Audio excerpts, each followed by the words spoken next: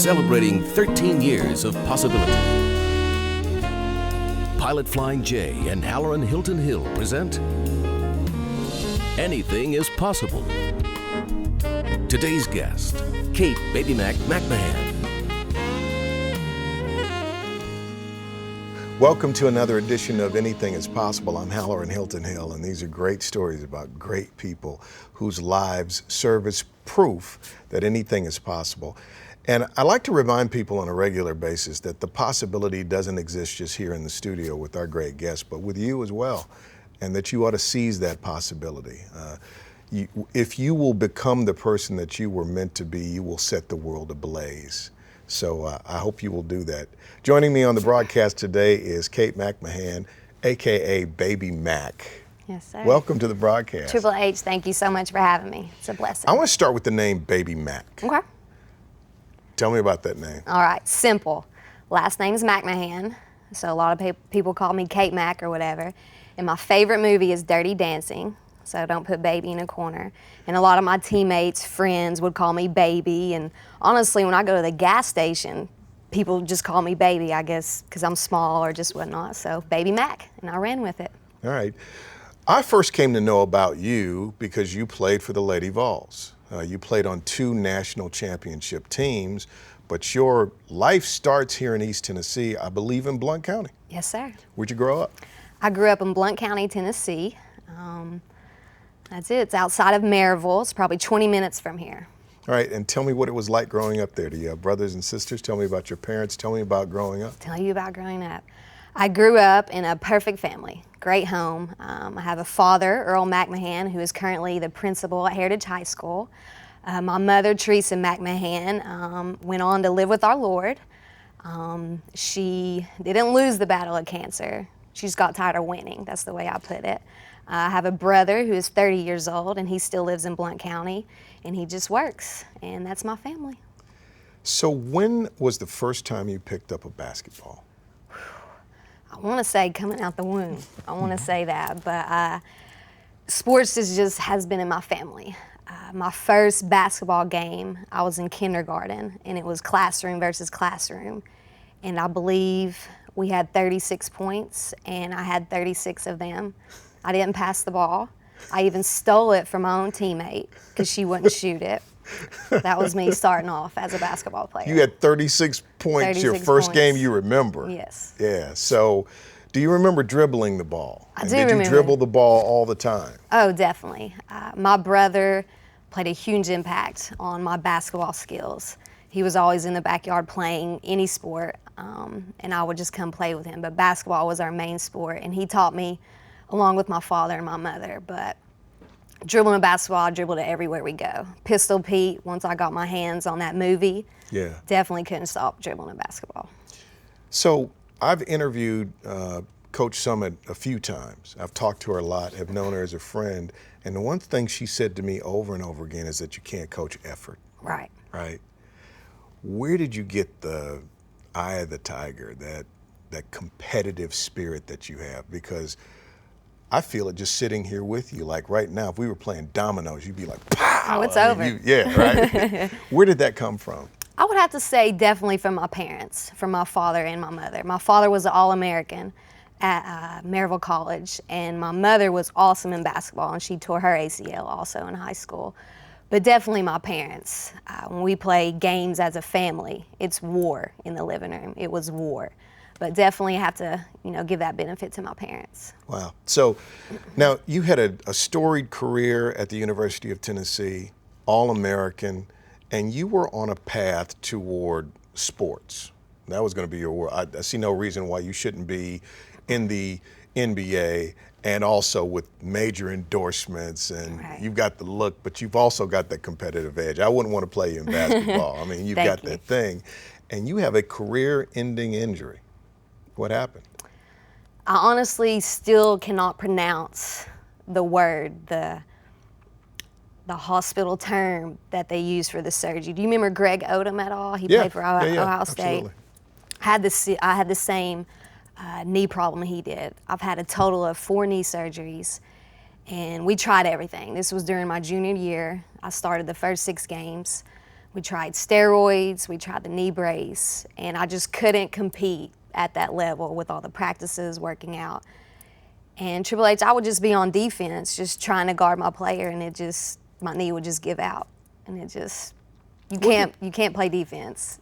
I want to take a break here and figure out what that did to your spirit, because when you're a lion, when you're a competitor, it also comes to define who you are. Right. And when you can't do the thing that you believe you were born to do, what does that do to your soul? We'll talk about that in just a minute. You're watching Anything is Possible. My guest is Cait McMahan, Baby Mac. We'll be back. Possibility powered by Pilot Flying J, Covenant Health, Home Federal, and the Knoxville News Sentinel. Coming up. Anything is possible. Baby Mac is unstoppable. My business is incredible, writing lyrics illegible. Lady Vol for life, they will never take the name away. You put me on the mic, I may just take the game away. Welcome back to Anything is Possible. This is Baby Mac, Cait McMahan. She was on 2 national championship teams. She played for the Lady Vols under Pat Summitt, and you had a career-ending knee injury. And the question I asked before the break was, what does a tiger, a lion do when they don't have their roar, right? Right. What do you do when you can't do the thing that you love anymore? What I did is I leaned on my faith. Inside, I was crying. On the outside, I would fake it. I admit that. Because I'm the type of person that I want everyone to feel happy, regardless if I'm happy. Right. But at the time, during that, I lost my mom the year prior to that. So it's like all this came down crushing at once. My mom was gone, can't play basketball anymore, and those were kind of the 2 things that I lived for at the moment. So I'm a firm believer in everything happens for a reason. How old were you at this time? I was 18 when my mother passed away, so I was 19 when I had my last surgery. And then I came back junior year, played 6 games, and then it just started. Do you realize how formative an age that is? Like, lose your mother at 18. Let's go there for just a moment. Okay. And I told you I discovered something that I'll tell you in just a moment. Uh-oh, here we go. Your mother was a rock to you, an yes. anchor for you. And she had cancer, right? And you knew she was going to die. So not only do you have to deal with her death, you have to deal with the buildup Right. to her death as you're trying to play on the top team in the nation at the highest level, where the standard never breaks, no matter how much you're breaking on the inside. Right. So I can't imagine just the sheer pressure of all of that. And you said you relied on your faith. Most definitely. But what did losing your mother do to and for you? It definitely was an eye-opener in all aspects of life. What I've learned from it is, yeah, I love my mother, I need my mother, but ultimately on this earth, we don't need anything besides God. And that's where it kind of led me to. And also, it made me realize that, yeah, God took my mother away, went to heaven, but I had 4 other moms just waiting on me. I have aunts that take care of me. I have a godmother, Kathy Stennett, my grandmother. I mean, you can't, it's life. Did it make you feel like, did it give you a sense of detachment? Did it make you go, I can't hold on to anything because anything could be taken from you at any moment? Or did it make you value the present moment more? Are you afraid to go deeply into relationships? Because I know people that have lost their parents early in life and they never attach deeply anymore because they never want to feel that pain ever again. That's not me at all. Right. I'm very close to my grandmother, to my aunts, like I Good. mentioned, but no, I'm not scared at all. During the time of the death of my mother, I believe I was kind of in shock, kind of in la-la land, but now 7 years later, I look back and realize how mature I was dealing with it, but then also how much pain I was in, and I didn't want to admit it, Right. and didn't want to deal with it at the time. Because when you play at the highest levels, you play through the pain. Right. That's You do. just the way you do life. You play what you through the gotta do. pain. So I understand, though, that part of the way you processed that pain was with the music, Yes, right? you're right. So this is where the whole rap thing begins to emerge, because you had to find a way to repurpose the pain. Yeah. And if you could take the pain and turn it into words and music and beauty and energy, you could dissipate that, put it over here, correct? Right. Oh, was that your aha moment? No, that's No, not it's my coming up. aha moment. It's still coming. Yeah, you hit it on the head, definitely. Do you remember the first piece you wrote in the middle of that? Honestly, I've always wrote rhymes since Right. kindergarten. I didn't get suspended, but I got a blue form, which was like a warning. And it was because I got rulers out and I was playing the drums on my desk and I was rapping along. And I got in trouble because it was during an assignment. But there was a lot of times my freshman year while my mother was bedridden, I would have to get up, go to rehab, go to practice, go to school, go to study hall, come home, switch shifts with my family, watch my mother through the night, and then make it back to curfew at 12. And then I would wake up 5 in the morning, come see her, spend time with her, and then go back. Wow. But I enjoyed it, just sitting there with her. Were you rapping through all of this? Oh yeah, when she would. Can you spit some verse for us right now? You know, put me on the spot like that. Absolutely. Let's see, Triple H. Anything is possible. Baby Mac is unstoppable. My business is incredible, writing lyrics illegible. Lady Vol for life, they will never take the name away. You put me on the mic, I may just take the game away. Because I keep stealing and killing and filling the windmilling and reeling the millions coming to watch my show and come to hear my flow. I just want to terminate your skill and kill all your will. People come and see I'm for real. You got me on top of the dome, right? on the That's top off of the the top of the dome. dome. They kind of maybe get prepared back there, but it's a little bit of something. So you want my aha? Yeah, I want your aha. See what you got. So you dribbling a basketball, day in and day out. It's a rhythm. Oh yeah. It's a rhythm.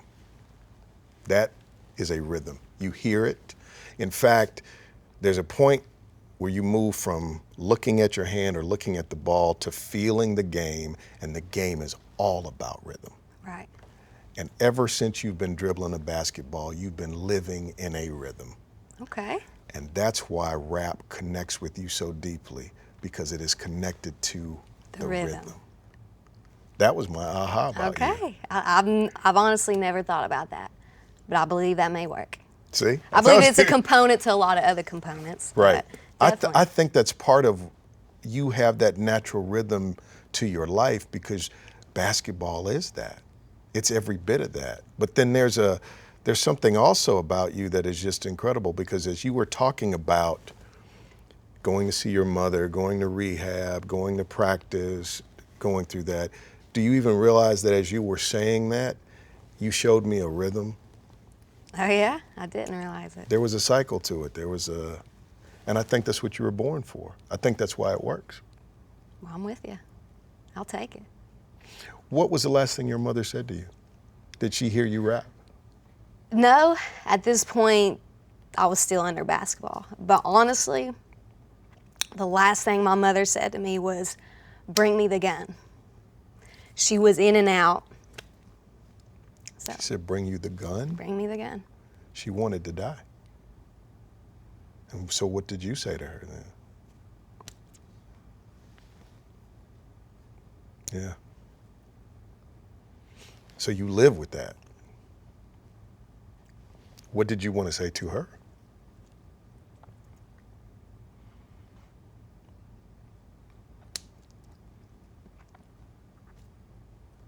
So now it really makes sense that you saw, I watched my brother die last year. When you see a person that is at that point, it does something to you. Were you there when she passed? No. It does something to you. Oh yeah. Is that what drives you then? Because you know what it's like when life gets so tough that you want to die, that it makes you go, I want to live? Well, I want to make it super clear. My mom was a fighter. That's what I know. And when she said that, like, she was the way the nurse put it, she was 90% in heaven, 10% here. So she was just kind of in and out of it. But no, not at all. Yeah. So how does that inform how you do your work going forward? My memories of my mother, she's strong fighter.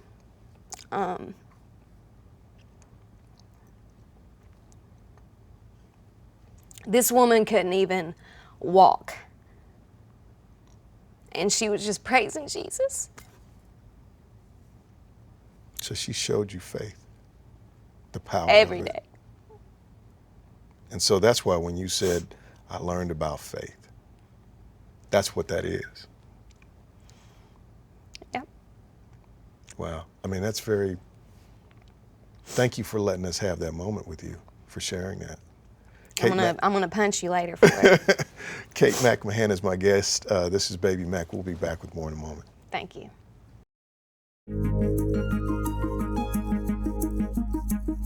Coming up, I'm a very firm believer in my faith, and I just prayed on it and kept praying on it, and there has been nothing in me to tell me, no, you're going the wrong way.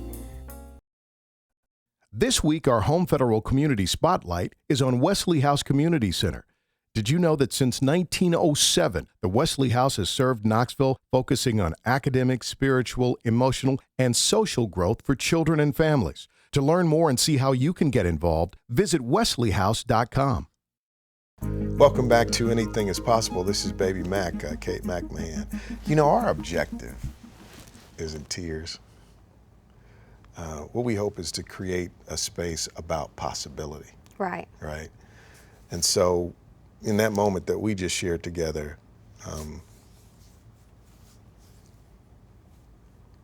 do you realize how many people are watching right now that are climbing that same mountain Oh, definitely. and that need to know that there's a song after the struggle? Right. Oh, you hit it on. Yes, definitely. Right. So thank you for being willing to be open enough to just have and share that moment. Thank you. So when did you make the decision, the knee's gone, mama's gone, what's here and what's next? When did you decide, you know what, I want to do this rap thing? Well, like I mentioned before, I've always wrote raps. Like I literally have over 30 notebooks. I mean, the 200-page notebooks full of just rhymes. But I was just sitting, and my good friend Ronaldo Woolridge, aka Swiper Boy, was doing some music at Tennessee, and I was like, okay, I can do this. And him and I were just hanging out, and I spit for him, and he was just like, you know, wow, you need to do this, baby girl. And I was like, okay, what do I do? You know, he's been doing it, show me the ropes. And I wrote a song, and we made a video, I believe in 2 hours, and I put it on the internet, and it went viral. And so you decided that this was going to be a career. Yes. Yeah. So what does that look like? And what do you tell the principal of Heritage High School about It's been a journey. I mean, let's be honest. I'm a white girl. I'm from Tennessee. So the last thing people want in hip hop is that. And I disagree with that. You know, I grew up listening to hip hop. Telling my father, he was so supportive because I think he knew my musical background. I played the drums at my church. You're a growing drummer? up, yeah, alongside my mother who played the piano. So music's always been in my life. And it just, once I put that video out, and just, my phone just hasn't stopped ringing since then with opportunities. So I'm a very firm believer in my faith, and I just prayed on it and kept praying on it, and there has been nothing in me to tell me, no, you're going the wrong way. Yes, there's stuff in my business that I don't like to deal with, and I don't deal with it. And that's when it's like, okay, God, should I be doing this? And that's where you just got to have a relationship and depict what you need to do. I don't think they're ready for you. Well, Like I I told you, appreciate it. like I told you off the air, I think what people might miss by your appearance is your heart. And you've got the heart of a champion, Well, thank right? you. And I know the difference between this and that. Right. And success long term takes that. It takes heart. Right. Longer, much more than that. So you're involved in a couple of businesses, though. Yes, I am. Tell me about your other business ventures. When I'm home, which I love to be home if I'm not in Atlanta or touring, I actually do some business with the Lauren Riddick team. He is the #1 mortgage lender in East Tennessee. He is very popular in the reverse mortgage. LaurenRiddickTeam.com, great man. He did the loan for my house. So I'm kind of trying to get my loan officer license and also work and just kind of learn the real estate business. So that's one. And then my second business that I've got involved with is with TGS Distributorship. Let me see what you and got I there. actually, And get your CD too. okay, I will. Kids and people all over home. I actually, along with my team, I have gotten these in all Knox County schools, Kenjo Markets, Blount County School, because the health guidelines are changing at schools, and this is gluten-free, all natural chip and delicious.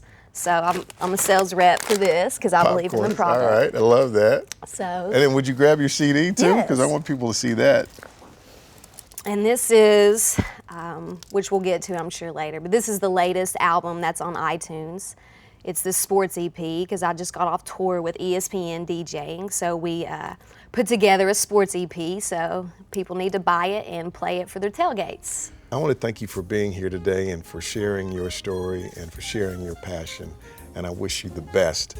Let's see if I can come up with some lines off the dome. Oh, we battle rapping right here? Well, no, Oh, we're not. okay, just you. We're This not is you right battling. here. We're not battling. I love your story. I think you're right on track. I think it's undeniable. The world is going to know about Baby Mac. Yes, sir. Pleasure, Triple H. Thank you. We'll see you next time.